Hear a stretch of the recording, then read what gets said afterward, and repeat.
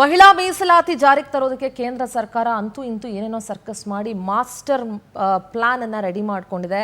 ಲೋಕಸಭಾ ಸೀಟುಗಳ ಸಂಖ್ಯೆ ಈಗ 850ಕ್ಕೆ ಏರಿಕೆಯಾಗುತ್ತೆ.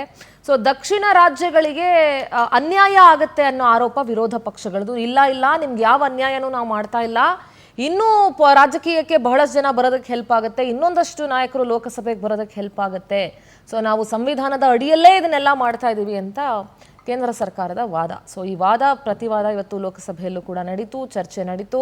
ಕೆ.ಸಿ. ವೇಣುಗೋಪಾಲ್ ತೀವ್ರ ವಾಗ್ದಾಳಿಯನ್ನ ನಡೆಸಿದ್ರು. ಇದು ಸಂವಿಧಾನ ವಿರೋಧಿ, ಇದು ಹಂಗೆ ಹಿಂಗೆ ಅಂತೆಲ್ಲ ನಡೆಸಿದ್ರು. ಇನ್ನು ಮಹಿಳಾ ಮೀಸಲಾತಿ ವಿಧೇಯಕ ಅವ್ರ ನಾರಿ ಶಕ್ತಿ ವಂದನ್ ಅಧಿನಿಯಮ ಜಾರಿಗೆ ತಯಾರಿ ಆಗ್ತಾ ಇದೆ. ಸೊ ಸಾಕಷ್ಟು ಪ್ರಶ್ನೆಗಳಿದ್ದಾವೆ. 2011ರ ಜಾತಿ ಜನಗಣತಿಯನ್ನ ಇಟ್ಕೊಂಡು ಅದರ ಆಧಾರದ ಮೇಲೆ ನೀವು ಡಿವೈಡ್ ಮಾಡೋದು ಎಷ್ಟು ಮಟ್ಟಿಗೆ ಸರಿ ಅನ್ನೋ ಪ್ರಶ್ನೆಯ ಜೊತೆಗೆ ಸಾಕಷ್ಟು ಪ್ರಶ್ನೆಗಳಿದ್ದಾವೆ. ಇದೆಲ್ಲದರ ಬಗ್ಗೆ ಕಂಪ್ಲೀಟ್ ಆಗಿ ಅನಲೈಸ್ ಮಾಡ್ತಾ ಹೋಗೋಣ. ಕರ್ನಾಟಕಕ್ಕೆ ಎಷ್ಟು ಸೀಟು ಹೆಚ್ಚಿಗೆ ಬರುತ್ತೆ, ವಿಧಾನಸಭೆಯಲ್ಲಿ ಕರ್ನಾಟಕಕ್ಕೆ ಎಷ್ಟು ಸೀಟು ಹೆಚ್ಚಿಗೆ ಬರುತ್ತೆ, ಇದೆಲ್ಲದರ ಬಗ್ಗೆ ಸಂಪೂರ್ಣವಾಗಿ ಚರ್ಚೆ ಮಾಡ್ತಾ ಹೋಗೋಣ. Let's go for breaking updates.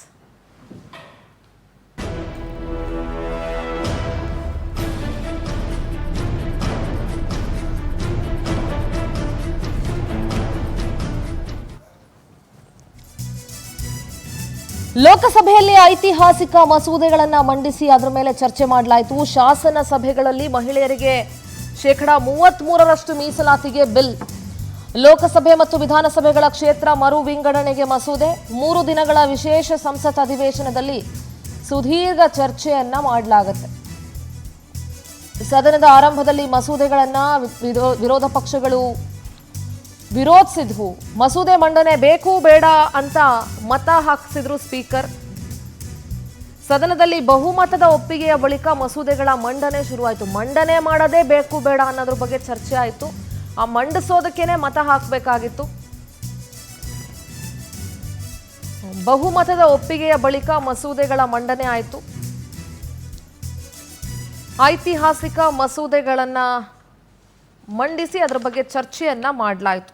ಹಾಗಾದ್ರೆ ಈ उद्देश्य नवीनतम प्रकाशित जनगणना 2021 की जनसंख्या आंकड़ों के आधार पर की जाने वाली परिसीमन कार्रवाई के माध्यम से लोकसभा और राज्यों, दिल्ली राष्ट्रीय राजधानी राज्य क्षेत्र और संघ राज्य क्षेत्रों की विधानसभाओं में महिलाओं, जिसके अंतर्गत अनुसूचित जाति और अनुसूचित जनजाति की महिलाएं भी है.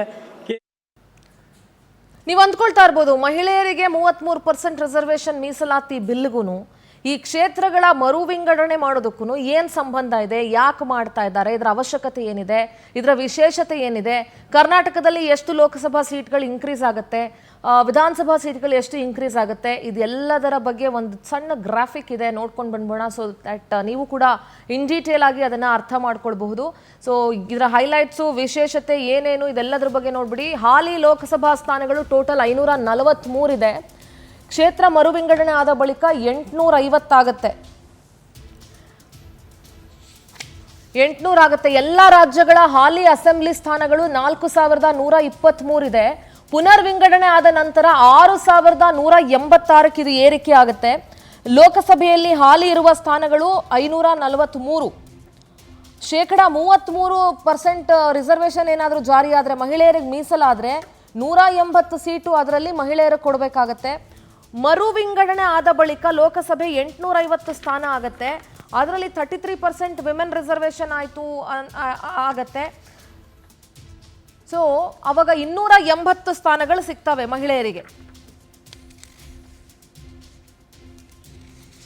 ಮರು ವಿಂಗಡಣೆ ಆದ ನಂತರ ಹಾಗಾದ್ರೆ ರಾಜ್ಯದಲ್ಲಿನ ಕ್ಷೇತ್ರಗಳ ಲೆಕ್ಕಾಚಾರವನ್ನ ನೋಡ್ತಾ ಇದೀವಿ ನಾವು.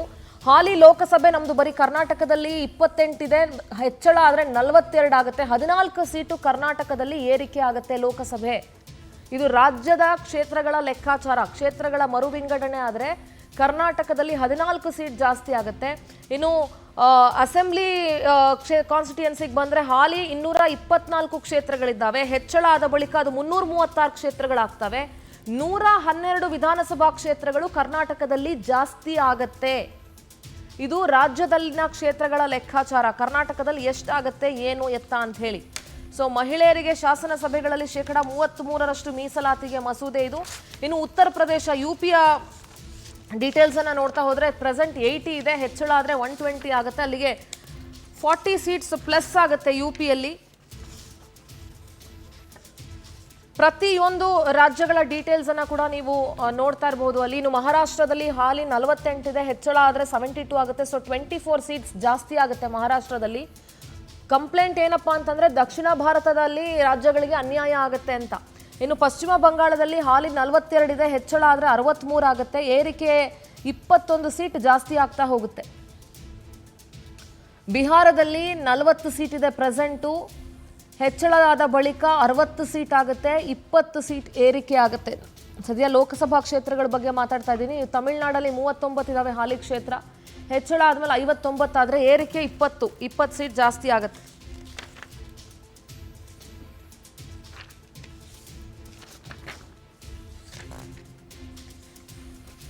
ಮಧ್ಯಪ್ರದೇಶ ಪ್ರೆಸೆಂಟ್ 29 ಇದೆ, ಜಾಸ್ತಿ ಆದರೆ 44 ಆಗುತ್ತೆ, 15 ಸೀಟ್ ಜಾಸ್ತಿ ಆದಂಗೆ ಆಗುತ್ತೆ ಅಲ್ಲಿ. ಕರ್ನಾಟಕ ಹಾಲಿ 28 ಕ್ಷೇತ್ರ ಇದೆ, ಹೆಚ್ಚಳ ಆದ ನಂತರ 42 ಕ್ಷೇತ್ರ ಆಗುತ್ತೆ, ಏರಿಕೆ 14 ಸೀಟ್ ಏರಿಕೆ ಆಗುತ್ತೆ. ಸೊ ಗುಜರಾತಲ್ಲಿ ಪ್ರೆಸೆಂಟ್ 26 ಇದೆ, ಹೆಚ್ಚಳ ಆದ ಬಳಿಕ 39 ಆಗುತ್ತೆ, ಅಲ್ಲಿಗೆ 13 ಸೀಟು ಏರಿಕೆ ಅಂತ ಆಗುತ್ತೆ. ಇನ್ನು ಆಂಧ್ರ ಪ್ರದೇಶಕ್ಕೆ ಬಂದರೆ ಹಾಲಿ 25 ಕ್ಷೇತ್ರಗಳಿದ್ದಾವೆ, ಹೆಚ್ಚಳ ಆದರೆ ಅದು 38 ಕ್ಷೇತ್ರಕ್ಕಾಗುತ್ತೆ, ಇನ್ನು 13 ಕ್ಷೇತ್ರಗಳು ಏರಿಕೆ ಆಗುತ್ತೆ. ಕ್ಷೇತ್ರ ಮರು ವಿಂಗಡಣೆ ಆದರೆ ಯಾವ ಯಾವ ರಾಜ್ಯದಲ್ಲಿ ಎಷ್ಟೆಷ್ಟು ಲೋಕಸಭಾ ಕ್ಷೇತ್ರಗಳು ಹೆಚ್ಚಿಗೆ ಆಗುತ್ತೆ ಅನ್ನೋ ಲೆಕ್ಕಾಚಾರವನ್ನು ನೀವು ನೋಡ್ತಾ ಇದ್ದೀರಿ. ರಾಜಸ್ಥಾನದಲ್ಲಿ 25 ಪ್ರೆಸೆಂಟ್ ಇದೆ, ಅದು 38ಗೆ ಜಾಸ್ತಿ ಆಗುತ್ತೆ, ಏರಿಕೆ 13 ಸೀಟ್ ಜಾಸ್ತಿ ಆಗುತ್ತೆ ಅಲ್ಲಿ.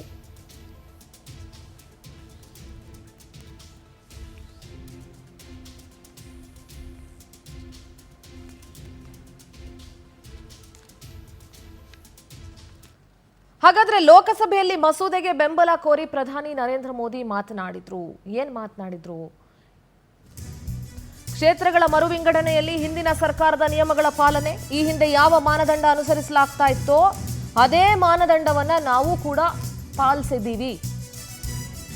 ರಾಜಕೀಯ ಕಾರಣಕ್ಕೆ ಡಿಲಿಮಿಟೇಷನ್ ಬಿಲ್ ವಿರೋಧ ಮಾಡೋದು ಬೇಡ ಅಂತ ಮೋದಿ ಹೇಳಿದ್ರು. ನಾರಿ ಶಕ್ತಿ ಬಿಲ್ ಅನ್ನ ಬೆಂಬಲಿಸಿದ್ರೆ ಮಹಿಳೆಯರು ಕ್ಷಮಿಸಲ್ಲ, ಅದನ್ನೇನಾದ್ರೂ ನೀವು ಬೆಂಬಲಿಸದೆ ಹೋದ್ರೆ ಮಹಿಳೆಯರು ಕ್ಷಮಿಸೋದಿಲ್ಲ ಅಂತ ಎಚ್ಚರಿಕೆ ಕೊಟ್ಟರು. ವಿಪಕ್ಷಗಳಿಗೆ ಮಹಿಳೆಯರು ಬೆಂಬಲಿಸಲ್ಲ ಅಂತ ಎಚ್ಚರಿಕೆಯನ್ನ ನೀಡಿದ್ರು ಮೋದಿ. ಬಿಲ್ ವಿಚಾರದಲ್ಲಿ ಕ್ರೆಡಿಟ್ ಪಾಲಿಟಿಕ್ಸ್ ಬೇಡ ಅಂತ ವಿಪಕ್ಷಗಳಿಗೆ ವ್ಯಂಗ್ಯ ಕೂಡ ಮಾಡಿದ್ರು.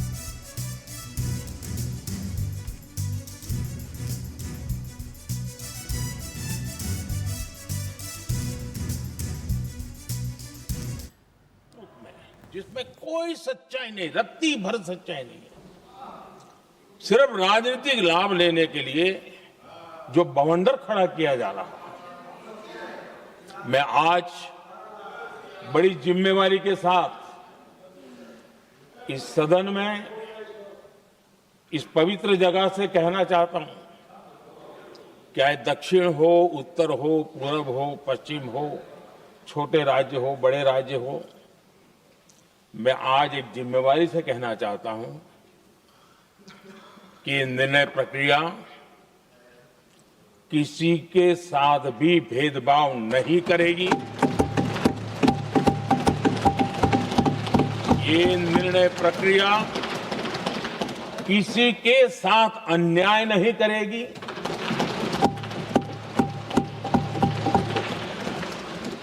भूतकाल में जो सरकारें रही और जिनके कालखंड में जो परिसीमन हुआ और जो अनुपात उस समय से चला आ रहा है, उस अनुपात में भी कोई बदलाव नहीं होगा और वृद्धि भी उसी अनुपात में होगी।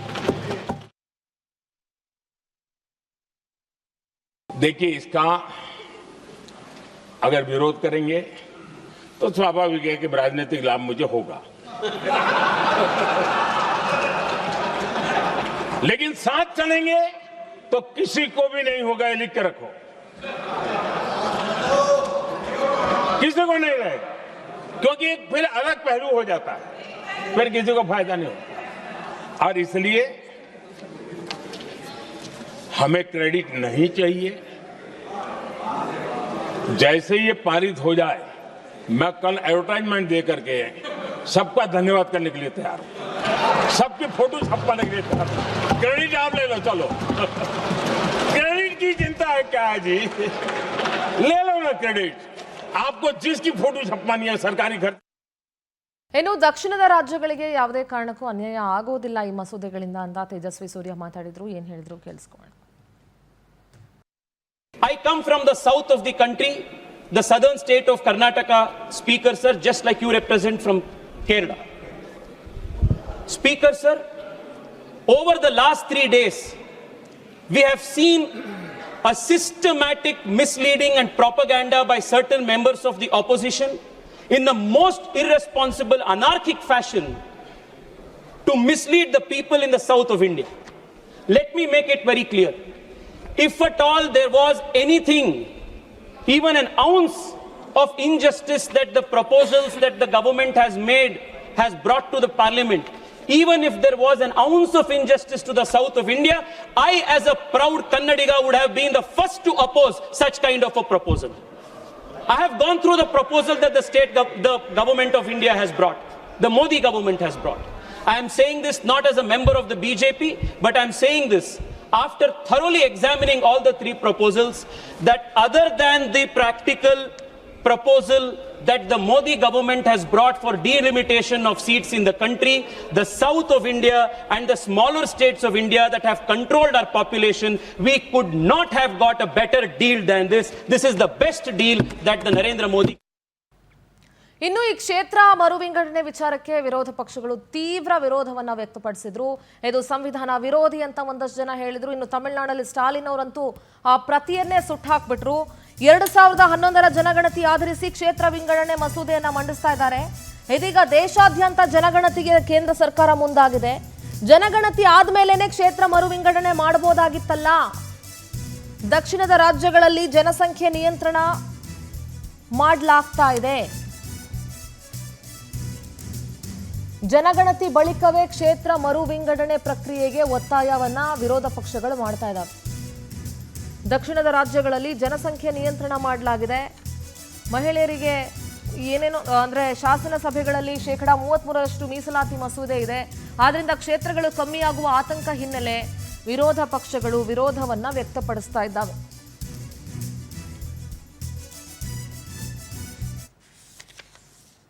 दूसरा असम, दोनों प्रदेशों में डिलिमिटेशन, दोनों प्रदेशों में। और एक में क्या हुआ, जम्मू कश्मीर के जब आपने परिसीमन की तो वहां पे आपने डिलिमिटेशन कमीशन बैठाई और वहां पर आपने सेंसस, कौन से सेंसस का आपने इस्तेमाल किया, 2011 का। और दूसरे तरफ आपने असम में परिसीमन की, वहां पर परिसीमन की दायित्व खुद केंद्र चुनाव आयोग ने ले ली और वहां पर परिसीमन के सेंसस के आधार पर हुआ 2001 पर। आप सोच समझ सकते हो कि भारत में 21वीं सदी में 2022 से 2023 में लगभग वो 1.5 वर्ष के कार्यकाल में भारत के 2 प्रदेशों में परिसीमन हो रहा है। एक 2011 के सेंसस के आधार पर, एक 2001 के आधार पर, एक जगह डिलिमिटेशन कमीशन, एक जगह चुनाव आयोग। तो साफ साफ पता चलता है कि ये डिलिमिटेशन किसी प्रकार से नागरिकों को, आम नागरिकों को सुविधा देने के लिए नहीं, डिलिमिटेशन बस आप अपने राजनीतिक सत्ता को और मजबूत करने के लिए, अपने राजनीतिक जड़ों को मजबूत करने के लिए आप इसका इस्तेमाल कर रहे हैं।